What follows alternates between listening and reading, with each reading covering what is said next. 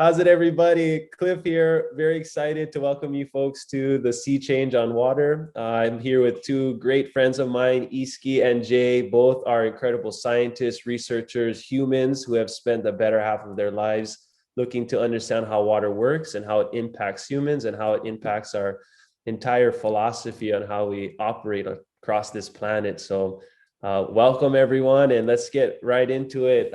If there's anything you folks want to say, Jay, Easkey, welcoming the people. And even if you have another, I don't know, informational piece about what you folks do, please welcome. Why don't you go ahead, Easkey? Thanks. Hey, everyone. Hello from the west coast of Ireland. So thrilled to be here. I have the sea on my doorstep, and I've been in it as much as possible today to soak up inspiration for the session with you all. As Cliff said, I'm a surfer, writer, scientist, among many other things. I'm a marine social scientist, so I explore the relationship between people and the sea, especially the link between ocean health and human health. And I'm really interested in, water's power to heal, which I know we're going to get into. Awesome. And Jay, from the coast of California, you want to give us a little bit of quick background on what you're up to recently? Yeah, I'm here in Davenport, California, on the west coast of North America, and I'm a marine biologist, and I've always been interested in helping heal the broken parts of the ocean and help the endangered species.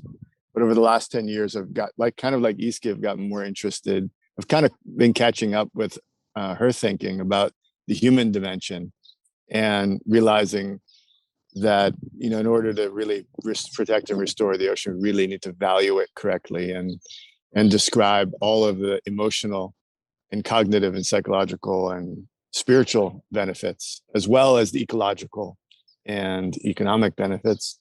And so that's what I've been thinking about the last 10 years.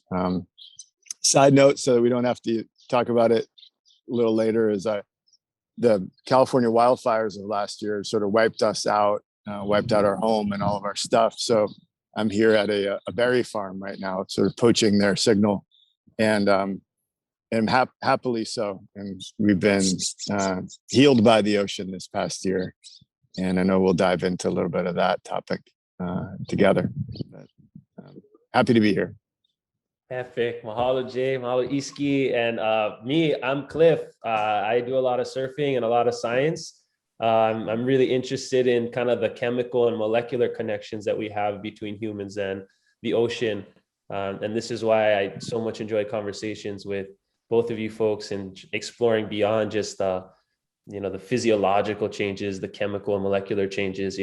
These extend into our own behavioral and neurological patterns, and something that separates us from maybe other types of organisms like bacteria. As humans, we start to dream about these connections, and we have these like inspirational feelings about water and ocean. So, by exploring those spaces in our society, I'm so into it. And I think collectively, we've spoken a lot about our own personal work over the past maybe 10 years, looking at either, the social impacts, the neurological impacts, the physiological impacts. And something that I would be really interested in talking about today is, how do we, if we already have shown the value in water, in the ocean, in our own lives, what are the new applications? What are the new ways can we start to frame our behavior around getting people access to these spaces? And what are some maybe real life testimony on how this bodies of water have tremendously impacted us? Because in today's society, we're going through a lot of changes, socially, through administrative changes across the planet, really through different policies across, issues like climate change and sustainability. We all, coming from different parts of the planet, have these changes happening. And where does water fit in this conversation in humans, and how do we get people to it? Please, anyone who wants to, kind of go down the rabbit hole, let's go. Yes, please. Such a good question, Cliff. Yeah, I've been reading a little bit more about your fascinating work as well, and was really struck by a Hawaiian proverb you shared that translates as "in conversation one learns." And in the context of this and the question you just asked, I have been thinking about it as in terms of my relationship with water. I've been in conversation with the sea my whole life, and I know we all have. And I think that's the best way to put it. It's about how it's like any relationship, like learning like to be in relationship, to have a good conversation. Like how do we do that? How do we create that? And I think for me, one way I love looking at it also speaks to your work as well, Cliff, is this notion of interdependence or entanglement, which your surfer biome project speaks to so amazingly well. As surfers, we get literally tangled in, with our surfboards and the seaweed and seawater, and it's all infused. Like we're not impermeable, we're actually totally permeable. And so then it becomes a very literal lived experience of that interdependence. It's like totally embodied, and that we're literally infused with seawater in our very microbiome. And that speaks to, I guess I'm excited by that, because it's like science speaking to what our ancestors knew. One of the first songs in Ireland is a song of Amerging. And it begins with the words, Am gui imamir, am ton trehen, am full mara, which means I am wind on ocean, I am swelling wave, I am roar of sea. So it speaks to this time when there was just that acknowledgement really, and understanding of the interdependence of all things. And now so much of the work is trying to understand for me, why water and how do we restore the lost connection? I can jump in on that, but I'd love to hear more from Jay first. Yeah, I'm right with you both. And this year, I've especially been reflecting on what a great privilege it is to know what we know, and what a great privilege it is to be a surfer or a swimmer or a boater, a sailor, a diver, or all of those things. But if you get to be one of those things in this life, you're so fortunate. You should thank your guides, your elders, whoever took you to the water and said, this is how you do it. But the reality is most people are not any of those things, and they have no idea what we're talking about because they've never been underwater in their life, any body of water. And so that's the big challenge, is how do we make what we know common knowledge and common practice for 8 billion people in one shape or form? And so it won't be the ocean for everyone, and it won't be a lake or a river for everyone. It won't be a pool for everyone. It won't be a pond for everyone, but it will be their water, whatever that is. And so that's kind of the, your question sparks that for me, is that just constantly recognizing what good fortune we have if we can jump in the water every day or every week or at all and come out healthier. And how do we make that common knowledge for everybody and have universal access and make this thing I refer to as Blue Mind common practice? Because it's not. We don't teach it in schools. Our nurses and doctors and first responders don't know about it for the most part. It's not in the textbooks in grad school or college or high school or grade school. So there's the work right there, reaching the teachers and nurses, I think, with this toolkit, basically. Yeah. It makes me think about when, because I grew up in an island, the middle of the ocean, like water is everything. It's our whole philosophy and ideology on how to navigate life. And when I see people come to Hawaii, they just sometimes just stare out at the ocean. They don't even go inside of it. They're just like go out of their hotels and they're just like staring at it. And I'm just like, even growing up, like, what are you doing? Jump in, or you're gonna do something. It's like really awkward that they're just standing there looking at the water. And the more I started to kind of get a different perspective on life and just thinking about from a molecular level, like the atomic structure of water, there's vibrations that are happening. And as these different water forces get closer or further away from each other, they interact. They're like magnets, and they have a relationship. And because we're made up of a tremendous amount of water just within our own body, there's something happening on a molecular level that is causing this relationship to like happen. And sometimes we can't describe it. And like you're saying, it's there. People like us are privileged. And that's always how I look at it too. How do we, what are some of the recent things, maybe Easkey, that you've been doing to try to get the ocean or these bodies of water, or any type of water? How are you connecting it closer to the people who you maybe need it the most?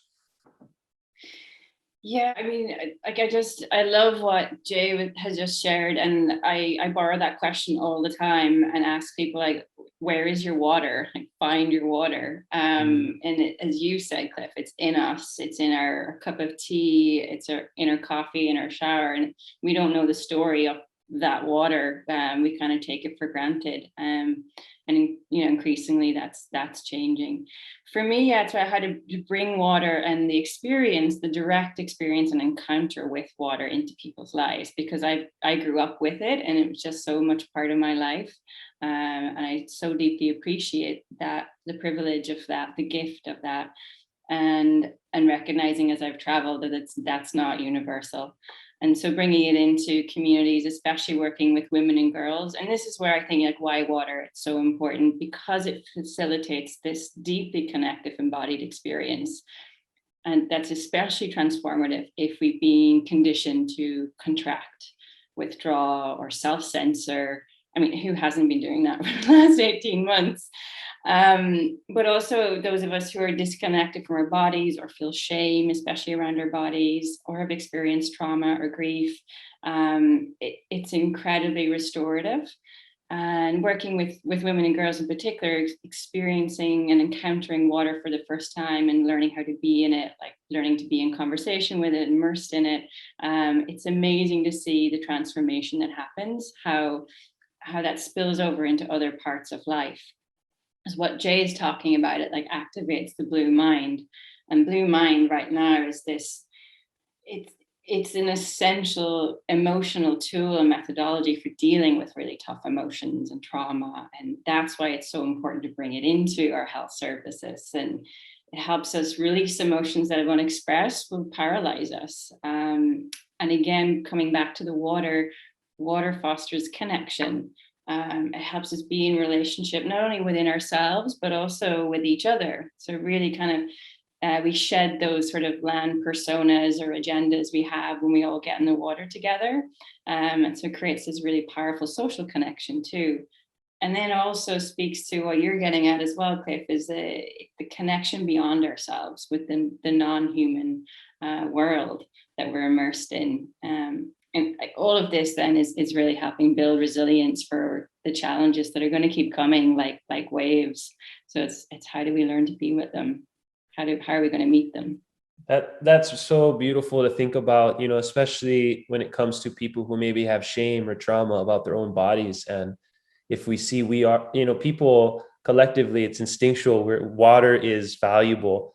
We need water, and to look at, maybe a female or a woman or a male or whoever, that body, even though it went through some serious trauma, it's still really valuable because it's made up of water. And that's a really nice way to think about it. And I think about in Hawaiian, the word for water is vai, and the word for valuable or wealth is vai.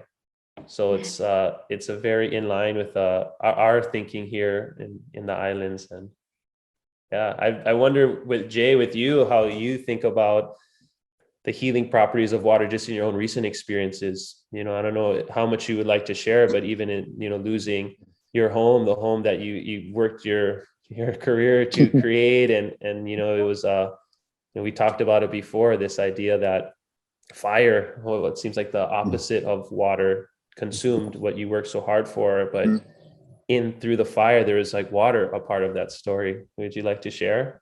Yeah, I won't go super sad, but it's a small sad club of people who have lost their home and everything, all the things. And as a scientist, my things were my journals, my unpublished work, my photography, lots of data, lots of stuff that I'd accumulated. And And so the gift is the recognition of the arrogance. I built a home that I thought would last generations, and it didn't. I amassed journals that I thought held knowledge that I would share, and they're gone. This is a very humbling experience, and to have that love and fear relationship with water and fire now be so clear. I'm still figuring out the insight, so I won't riff on that too much because I'm not sure about it yet. But I've helped myself and my family and my neighborhood heal just by sharing reminders, and as simple as that, just a little nudge, like, hey kids, let's go to the ocean, let's get in it, let's catch some waves, let's go for a swim, because we need it, because it's so heavy and so sad. And so, I think Easkey touched on so much there. The ocean, a healthy ocean is the best place to grieve. I'll just say that. It's the best place to mourn. It's the best place to take your sorrow. It's great to scream underwater. When you need to scream, just dive down and scream. And as much as you need to, then come up for a breath and do it again.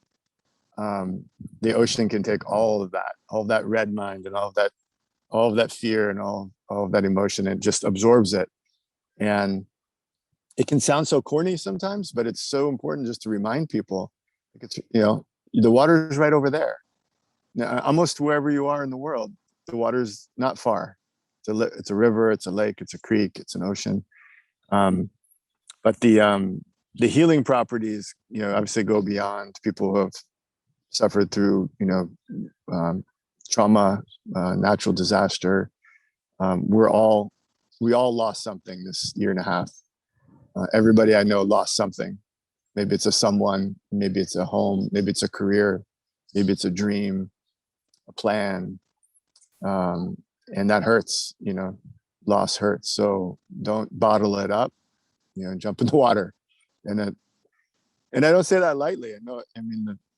You guys know the science is clear. This is not just a suggestion, it's a prescription, so hopefully people listening will take these ideas and spread them further, talk about it, dig into some of the research on blue space and blue health. That's so good. But then it's not really about the research. The research tells us, yes, this is true, but ancient wisdom and ancient sacred texts also tell us, yes, this is true, as they have for thousands of years. But the work really is the dissemination and the teaching and the sharing, and not going into the water alone, taking somebody. So we all know somebody, their name, and they're sitting on their couch sad right now, and they need to go to the water with you next time. So go get them, take them. Yeah.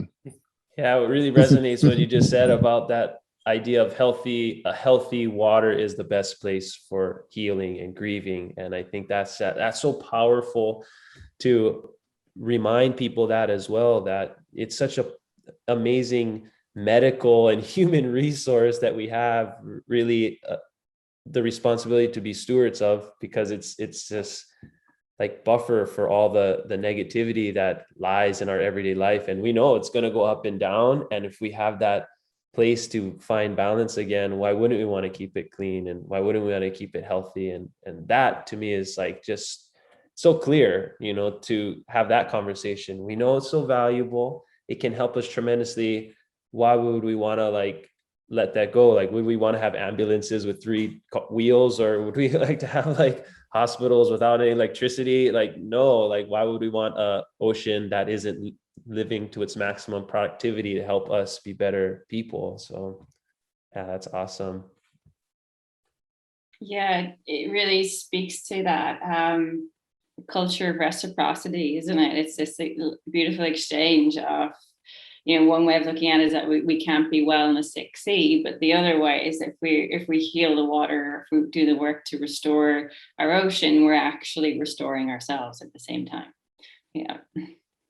I like that idea too of finding your water. That's such another good homework for people to go out and look for their water, whether it can be, and what for someone who maybe doesn't know where their water could be, what are some nice perspectives or innovative perspectives that can help us understand that water is everywhere? Like Jay, you were saying, it's a reservoir, river, pond. What if someone doesn't have access? What if they live in an urban setting? What if they are struggling with just paying the bills or making ends meet? How are some of these people who feel they're marginalized or displaced? How can they find their water? Either Easkey or Jay. Well, and there's so many ways, but I think I say this very carefully because I'm a middle-aged white American overeducated man. Obviously, the everybody has access, and I say that very carefully because I know I'll get hate mail for saying it.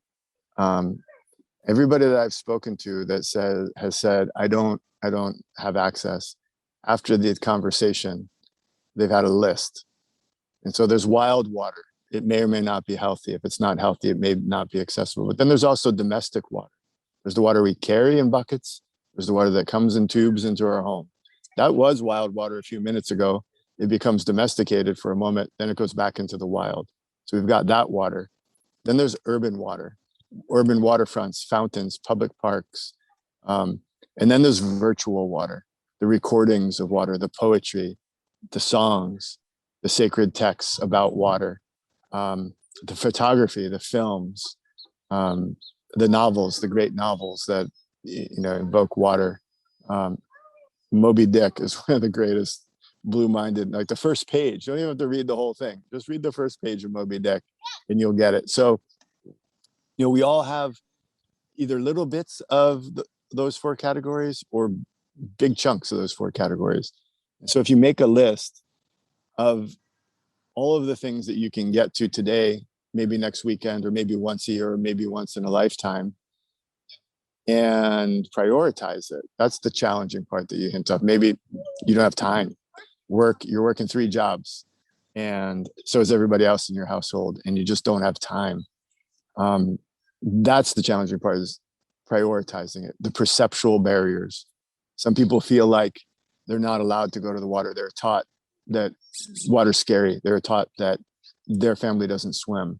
They're taught that the water's dangerous for a number of reasons. So there are perceptual barriers that certainly need to be overcome.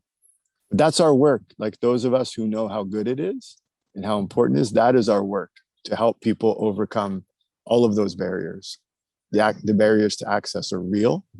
So I don't want to seem flippant about it. It's hard work. It's hard to learn to swim and overcome a fear of water and then find a place where you can dive in. But it's worth it. And so if we all prioritize it, as leaders in our families and our communities, I think it heals those that learn. So yeah. And like I see you, Jay, as water too, going out and getting that, as well as Easkey. Easkey, the work that you do, actually going and trying to break down these barriers, these perceptions of water, and help people find their water. Do you have any insights too? How you've been kind of a vehicle in transporting, like Jay was saying, not just physical water, wild water, but digital water, storytelling in water. Like how are some of your experiences helping to facilitate those conversations? Yeah, I love that part where we've spoken about that before as well, Jay, how like why we write. It's to transport some of that wonder and awe, or translate it, that we experience when we're in the ocean, and how do we bring that back on land, back to shore with us? And we try to communicate that, the impossible task of communicating that through words, but we bring little fragments, and it just creates a new way of creating meaning and understanding that help deepen the connection. And then I just wanted to jump in as well around like accessibility, and I mean, water is a place of paradox. There's very, the reality is for a lot of people, it's dangerous. It's, it's risky. There's this place of loss and fear, but also that's why it's so transformative, because it has this, It's so dynamic.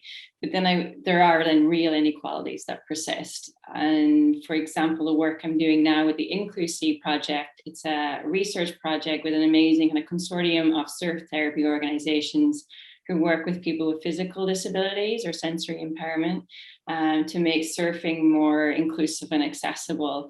And it's remarkable the impact it has when that accessibility is there for the recovery, rehabilitation, the therapeutic benefits of being in water. And yet, yeah, it's really about expanding what we think about how we understand water and access to these places, and just bringing in a real diversity of voices into our story-making places too. Yeah, so many different ways of also getting to know water and knowing it. I think that's in summary of this great conversation, maybe a challenge we can pose to the audience is to find your water and to maybe share that water with those who maybe don't seem like they have that same accessibility, and it's a beautiful thing to hear everyone's passion on this call and conversation about water. It's beautiful to see you both.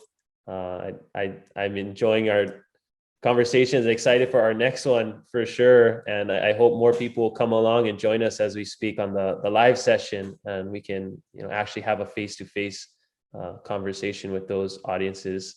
So from the current water bearers and sharers here on the Sea Change water session, we'd like to all thank you very much for joining us. Thank you so much, Easkey and Jay, for making time, and we're excited to connect soon. Mahalo nui, you guys. We'll talk soon.